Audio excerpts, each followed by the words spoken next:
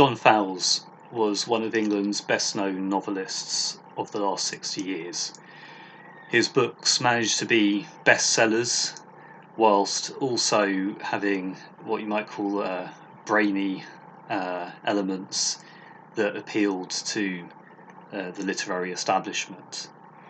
He perhaps achieved this by inserting a certain amount of spicy material, as it were, into each book, but also through remarkably experimental approaches, such as in the 3 different endings of The French Lieutenant's Woman. And I suppose I admire his work in its range, its breadth. He's a bit like Stanley Kubrick, in a sense, whose work could range across different historical time periods, as with Kubrick's work Barry Lyndon in the 18th century, but going into the future with 2001: A Space Odyssey, and so on.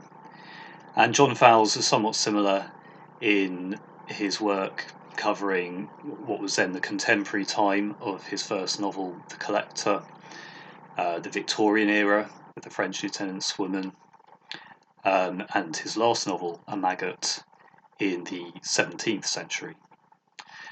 And his work is clearly very much preoccupied with this sense of history and fascination with how people thought in the past and how their thinking was different to now. I've also read a fair bit of his essays and non-fiction writing, and it's that I want to pick up on, particularly with his short work, The Tree, which really goes into his interest and concern with the world of nature and ecological matters.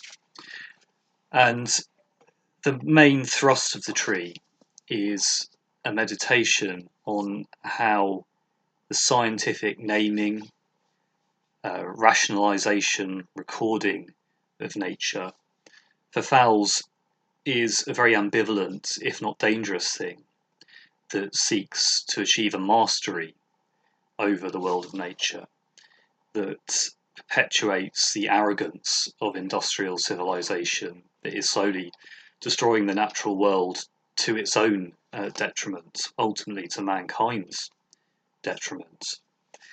And it's interesting to me because in at least one of his essays and maybe interviews, Fowles says that despite the fact that he studied French and I think spent time in France, he really had no particular sympathy with French theory, with post-structuralism, as it's become known, Roland Barthes, Derrida. He acknowledged that he'd read them, but claimed not to have much sympathy with their thoughts. But what's interesting is actually how similar are some of the things, at least he says in The Tree, to what some of those post-structuralists were saying. So at the extreme, almost caricatured end, Roland Barthes would talk about the very act of naming things as fascism, as an attempt at totalitarian domination, and so on. And actually, in The Tree, there's a certain resonance with that idea, with what Fowles is saying, that the carving up of natural realities into Latin terms and so on is an attempt to dominate a wild, mysterious world that shouldn't be dominated in such a way. And I can only think that perhaps similarly with Geoffrey Hill's work, Geoffrey Hill, the poet who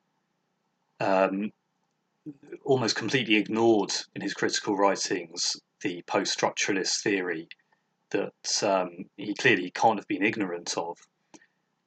I have to wonder with both if there's a certain English pride or desire not to be too bound up with that continental body of work, a desire to work within a more English tradition, so to speak, even though for both of these figures I think there are many interesting parallels with French for theory, as I've suggested. And this only really continues through the tree, because whereas for much of it you might be forgiven for thinking that Fowles is setting up a false binary, a false dichotomy between nature and mankind, for, of course, mankind itself is part of nature. He does actually get round at the end of the essay to saying, but of course, this very split, this very divide, is part of the whole mindset that he's critiquing. Mankind is, of course, part of nature, and the very divorcing of these two terms just perpetuates the sort of problems that he's trying to critique. And this itself is very much like Jacques Derrida's point in his seminal speech and essay, Sign, Signification and Play, the Discourse of the Human Sciences, where in a critique of the structuralist anthropologist Claude Lévi-Strauss, Derrida makes a point that you can't separate out nature from culture, from human culture. They are really part of the same thing. And so Fowles gestures in this important direction.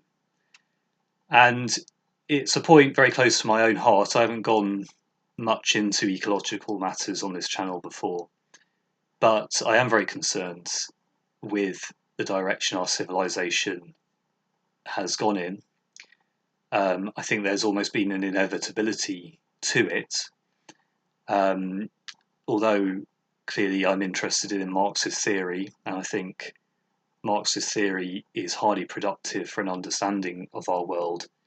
I'm certainly not a Marxist in the sense that I have any hope in industrial civilization going forward.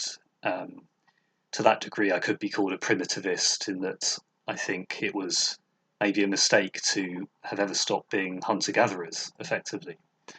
And obviously that's not a political programme. As Fowles himself says in this essay, it's too late to go back, so to speak, and it's almost impossible to imagine that. We're stuck with certain problems. And the question now is, how do we face the cataclysms that approach? How do we seek a reunification, perhaps, of these concepts in a way that pre-modern people never even had to think about or conceptualize?